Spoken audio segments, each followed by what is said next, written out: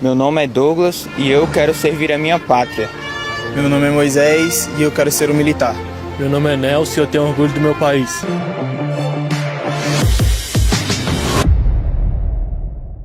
Para esclarecer um pouco, então, como esses jovens podem realizar esse desejo, nós viemos hoje aqui ao Batalhão de Polícia do Exército de Brasília, uma das organizações militares de todo o país em que ocorre a seleção complementar do serviço militar obrigatório.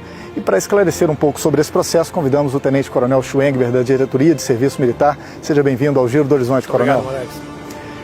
Por quais etapas esses jovens passaram até chegar aqui a esse batalhão, para que eles estejam futuramente na mesma condição que essa tropa informa? Para que um jovem possa ser incorporado e fazer parte de um batalhão como esse que a gente está vendo na retaguarda, ele passa por diversas fases durante o processo de conscrição. Então, esses que estão se apresentando nos quartéis do Exército Brasileiro nessa semana de janeiro, nessas semanas próximas de janeiro, eles passaram pelo alistamento, pela seleção geral e pela designação. Agora, eles iniciam a fase da seleção complementar, que vai culminar em março, dia 1º de março, com a incorporação. E da seleção geral até agora a seleção complementar, existem tanto etapas remotas quanto presenciais, o candidato precisa estar atento a isso. A seleção geral é uma atividade presencial que o jovem, ao se alistar, deve acompanhar o site do alistamento.eb.mil.br para verificar em que data ele foi agendado para fazer a seleção geral.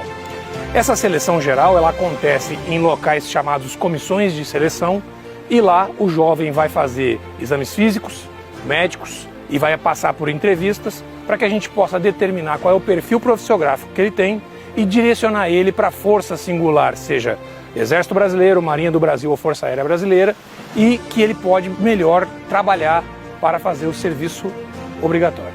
E o que acontece se ele perder algum desses prazos, por exemplo? Tá.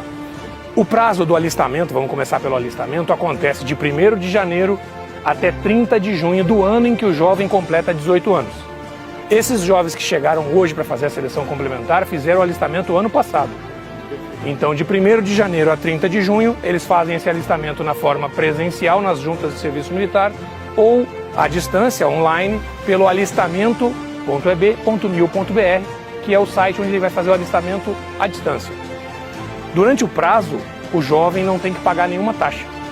Se ele perder esse prazo de 30 de junho, ele entra numa situação em que ele está atrasado para a apresentação e ele precisa ir presencialmente a uma junta para fazer o pagamento da multa e se alistar presencialmente lá. Esses jovens, então, que estão nessa fase da seleção complementar, passando por essa etapa, eles passam efetivamente a integrar o Exército Brasileiro. Tá. A seleção complementar, ela é uma seleção que acontece após a seleção geral, em que nós já fazemos uma peneira muito grande. Para te ter noção, mais ou menos 1.200.000, 1.300.000 jovens se alistam anualmente. Lembrando que são masculinos que se alistam ao completar 18 anos. Todos esses jovens que se alistaram vão passar por uma grande peneira para fazer a seleção geral e continuam dentro dessa peneira para chegar aqui na seleção complementar. A seleção complementar acontece em novas entrevistas e aí mais voltadas para o perfil daquela unidade onde o jovem está se apresentando, e ele vai fazer alguns exames médicos e físicos para verificar se ele tem capacidades que as OMs, as organizações militares do Exército, precisam. Do efetivo total que vem para fazer a seleção complementar, apenas 1/3 vai ser escolhido para servir. E aí vão ser escolhidos aqueles que tiverem a melhor capacidade física, os mais fortes, saudáveis e que tenham melhor capacidade para resolver problemas. Porque a profissão militar é uma profissão que tem diretamente ligação com a resolução de problemas e o jovem que ingressa nas Forças Armadas precisa ter essa capacidade. Depois, então, de passar por toda essa seleção, ele é efetivamente incorporado, sendo incorporado, ele faz parte do Exército Brasileiro. Exatamente. Como todos os militares que usam essa nossa farda verde-oliva, são soldados de Caxias. Não importa que seja general ou soldado recruta, que recém incorporou, todos nós somos soldados.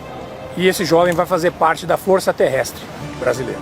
Perfeito. Coronel, vamos fazer um giro, convidar o senhor a fazer um giro, que eu creio que tem um código de honra aqui do PE que talvez resuma bem os valores que esse jovem recebe e vai passar a vivenciar no seu dia a dia numa organização militar do Exército Brasileiro. Qual a importância, tanto para o país quanto para esse jovem de estar, né, imbuído dentro do serviço militar obrigatório?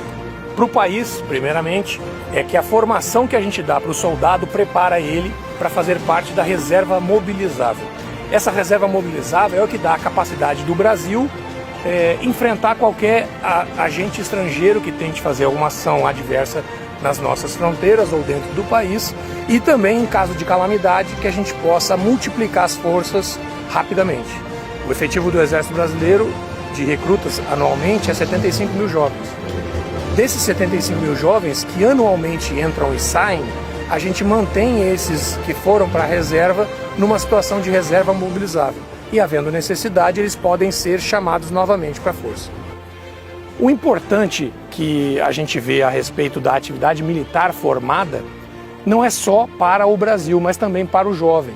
E é importante, às vezes, que essa ideia não fica muito fácil de entender, mas para um empresário que vai contratar alguém, se ele tiver a noção de que esse jovem foi durante um ano inteiro treinado, ensinado, adestrado e vivenciou certos valores que vão ficar incutidos nesse jovem, ele terá um profissional muito melhor.